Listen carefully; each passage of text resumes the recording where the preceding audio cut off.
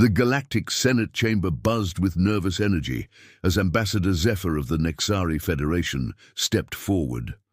His crystalline form caught the light from a dozen different suns, casting rainbow patterns across the marble floor. Today would be different from all his previous testimonies. Today, he would tell them about the humans. Zephyr had served as a diplomatic observer for over 3 centuries, watching species rise and fall across the galaxy. He had seen the Keth Empire's brutal expansion, witnessed the Silicon Collective's cold efficiency, and survived the plague wars of the Outer Rim.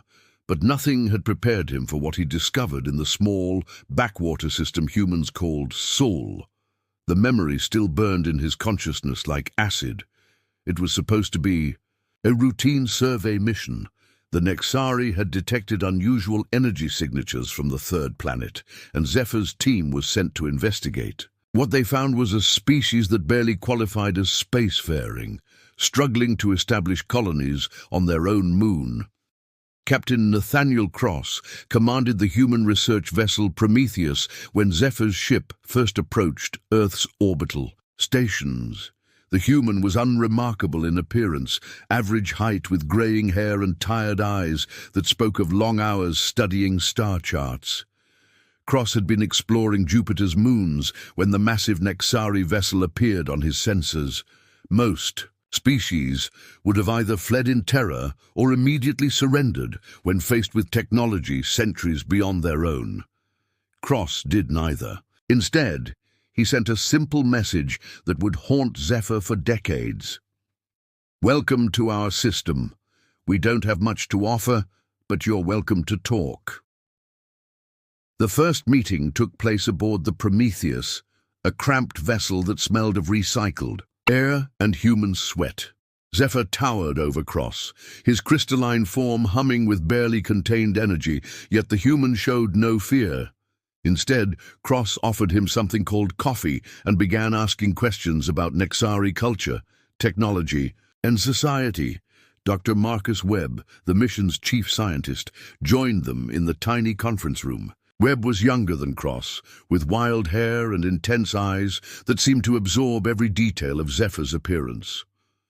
While Cross asked diplomatic questions, Webb wanted to know how their translator worked, what materials their ship was made from, and whether they had encountered other species like humans.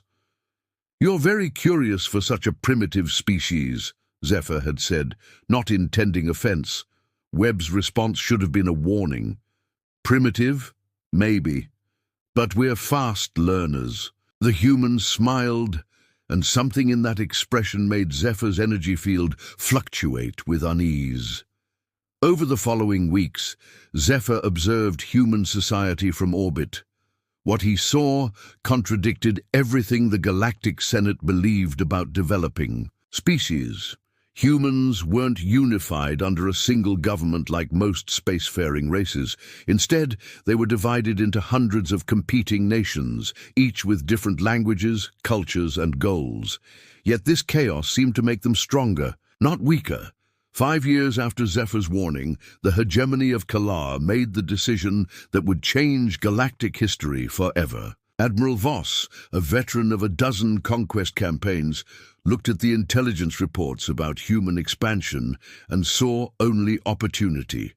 These upstart humans had established 3 colonies beyond their home system, and their technology, while improving rapidly, still lagged behind Kalar military might. "They're spread thin," Voss told the Kalar High Command. His reptilian features twisted in what passed for a smile among his species. 3 colonies, minimal defenses, and no unified command structure. "We take their outer colony at Kepler 442, demonstrate our superiority, and they'll surrender the rest without a fight." The Kalar had used this strategy successfully for centuries. Overwhelming force applied to a weak target, followed by demands for submission. Most species chose survival over pride. The humans, Voss believed, would be no different. He was catastrophically wrong. The human colony at Kepler 442 was indeed lightly defended. Governor Thomas Hendricks commanded a population of 8,000 settlers, mostly farmers, engineers, and their families. Their defense force consisted of 12 patrol ships designed for asteroid mining and 3 orbital platforms that barely qualified as weapons. When Voss's fleet of 30 warships entered the system, the tactical situation seemed hopeless. The Kalar vessels were larger, faster, and armed with weapons that could crack planets. Hendricks had cargo haulers and mining equipment. The first communication came from Admiral Voss himself, broadcast across all frequencies in the system. Humans of Kepler 442, I am Admiral Voss of the Kalar hegemony. Your expansion into this sector threatens Kalar territory. Surrender immediately, and you will be relocated to a suitable reservation. Resist, and you will be destroyed. Governor. Hendricks was a former teacher who had never held military command, but his response would become legendary throughout human space. Admiral Voss, this is Governor Hendricks. We've received your message and have discussed it with our people. Our answer is no. If you want our colony, you'll have to take it from us. Voss laughed when he heard the transmission. A teacher and some farmers thought they could resist the Kalar military. He gave them 4 hours to reconsider, certain they would see reason. Instead, the humans used those 4 hours to prepare. Dr. Jennifer Kane, the colony's chief engineer, had been studying Kalar technology since their first contact reports. She didn't try to build weapons that could match Kalar firepower. She built weapons that exploited Kalar weaknesses. The mining ships became mobile missile platforms, loaded with nuclear charges designed to breach asteroid cores. The cargo haulers became decoys stuffed with sensor reflectors to confuse Kalar targeting systems. The orbital platforms became the bait in a trap that would shock the galaxy. News of the Kepler 442 massacre reached Earth 18 hours after the battle ended. Transmitted by an automated beacon Captain Romano had launched before her final charge. The message was simple. Colony under attack by Kalar hegemony. We fought, we died. Avenge us. President Maria Santos stood in the emergency session of the United Earth Council, her face pale as she read the casualty reports. 8,000 colonists dead, 12 ships destroyed, an entire world burned from orbit after the battle ended just to ensure no human survivors remained. Ladies and gentlemen, Santos said, her voice steady despite the tremor in her hands, we are at war. The transformation of human society happened with terrifying speed. Within 48 hours, every major corporation had converted their production lines to military hardware. Within a week, recruitment centers couldn't handle the flood of volunteers. Within a month, humanity had gone from a peaceful exploratory species to a war machine that would make the galaxy tremble. General Patricia Vasquez commanded the newly formed Terran Defense Force from a bunker beneath the Swiss Alps. Vasquez had been planning for this moment ever since Zephyr's first contact, studying every piece of alien technology and intelligence they could acquire. Now her preparations would be tested against an enemy that had dominated the galaxy for millennia. We can't fight them the way they fight, Vasquez told her staff during their first strategy meeting. They have better ships, better weapons, better everything.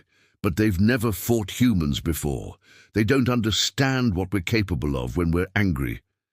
The first human warships rolled off the production lines 3 months after Kepler 442. They weren't copies of Kalar designs or improvements on existing technology. They were something entirely new, built around human tactical philosophy, speed, stealth, and overwhelming firepower delivered by crews willing to die for victory. Commander Jake Morrison captained the first of the new vessels, a destroyer-class ship called Retribution. Morrison had lost his brother in the Kepler massacre, and his crew was filled with others who had similar losses. They weren't just soldiers, they were avengers. The Retribution was smaller than comparable Kayla ships, but it was faster and harder to detect. Instead of heavy armor, it relied on stealth systems and electronic warfare. Instead of massive energy weapons, it carried swarms of nuclear-tipped missiles that could overwhelm enemy defenses through sheer numbers. Most importantly, it was designed to be operated by a crew willing to sacrifice everything for mission success. Human ships didn't retreat. They completed their objectives or died trying. The first test came at Altair, where Admiral Korth commanded 8 Kalar vessels. Morrison's ships struck without warning, emerging from asteroid fields like ghosts. The battle lasted 11 minutes. All Kalar ships died. 2 years into the war, the Kalar hegemony made their final mistake. Supreme Admiral Zeroth, desperate to break the human advance, authorized the use of biological weapons against the civilian population of New Geneva, humanity's newest agricultural colony. Within hours, 3 million humans were dead from a plague designed to cause maximum suffering before death. The galaxy expected humanity to negotiate after such a devastating blow. Instead, they witnessed something that would haunt alien nightmares for generations: humanity's capacity for absolute warfare when all restraints were removed. Fleet Admiral Rebecca Stone received the news while commanding the human fleet at the edge of Kalar space. Stone was a career soldier who had fought in every major engagement since Kepler 442, earning respect from her crews and fear from her enemies. But when she read the reports from New Geneva, something changed in her eyes. A cold fury that would reshape galactic warfare forever.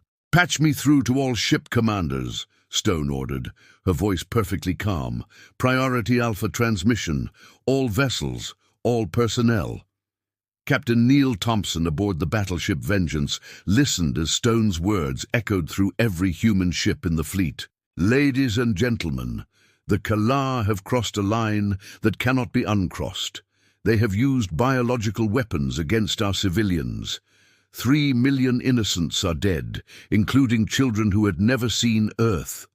Thompson had served under Stone for 18 months and had never heard such ice in her voice. Around the bridge, his crew stopped their tasks to listen. "Effective immediately," Stone continued. "We are implementing Protocol Omega. There will be no prisoners. There will be no mercy. There will be no negotiation. We are going to end the Kalar hegemony as it has never been ended before. We are going to make them extinct." Dr. Marcus Webb, now Director of Advanced Weapons Research, stood in his laboratory aboard the mobile command ship Prometheus II.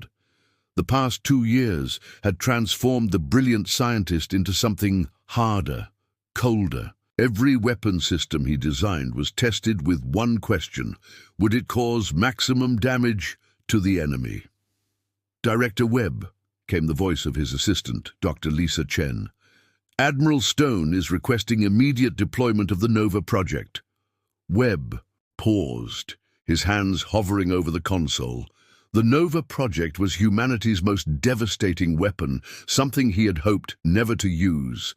It was designed to turn stars into weapons, triggering controlled stellar collapse that would destroy entire solar systems.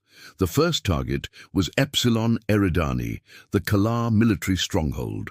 When the star exploded, it consumed 200 warships and 3 planets in nuclear fire, visible across 50 light-years.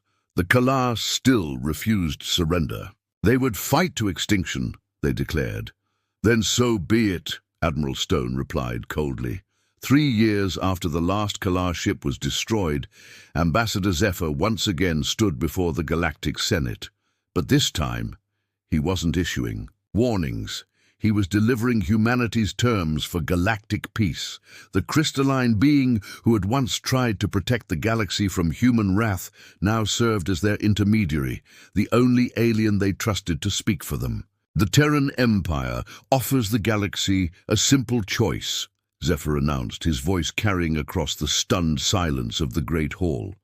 "Accept human leadership, or face the consequences of resistance. There will be no negotiations, no compromises, and no second chances. Behind him, holographic displays showed the aftermath of the Kalar War, dead star systems, lifeless worlds, and the scattered remnants of what had once been a galactic superpower. The message was clear. This was what happened to those who opposed. Humanity.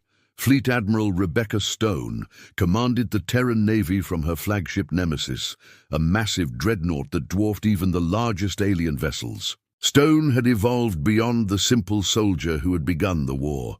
She was now the architect of human dominance, cold and calculating as she reshaped galactic civilization. "Status report," Stone commanded as she reviewed the intelligence briefings. From across the galaxy, Captain Jennifer Hayes, Stone's intelligence chief, consulted her datapad. "The Rigelian Confederation is requesting membership in the Empire. The Centauri Republic has agreed to tribute payments. The Tau Ceti alliance is still undecided, but their military has been placed on defensive status only." Stone nodded, studying the galactic map that dominated her command center. Red sectors marked human-controlled space, which now included nearly 40 star systems. Yellow sectors indicated species that had accepted human protection. Only a few remained unmarked, the stubborn few who still believed they could resist. "Humanity's expansion. What about the Andromedans?" Stone asked. Hayes hesitated. "They're mobilizing, Admiral. Intelligence suggests they're forming a coalition to oppose further human expansion. They believe they can succeed where the Kalar failed." Stone's expression didn't change, but her staff had learned to recognize the subtle signs of her displeasure. "Then they haven't been paying attention. Send them Ambassador Zephyr's standard presentation. After that, they can make their choice." The Andromedans chose war. Their fleet of 500 ships met Stone's task force at Vega Prime. The battle lasted 37 minutes. No Andromedan ship survived. The galaxy learned quickly. Species after species submitted to human rule, choosing survival over pride. The Terran Empire expanded not through conquest, but through fear, the absolute certainty that resistance meant extinction. Stone stood on her bridge, watching alien delegations arrive to pledge fealty to humanity. The empire her people had built wasn't founded on justice or democracy. It was built on terror, maintained by overwhelming force, and sustained by the galaxy's knowledge of what humans could do when pushed too far. The stars belonged to humanity now, and the universe trembled at their terrible power.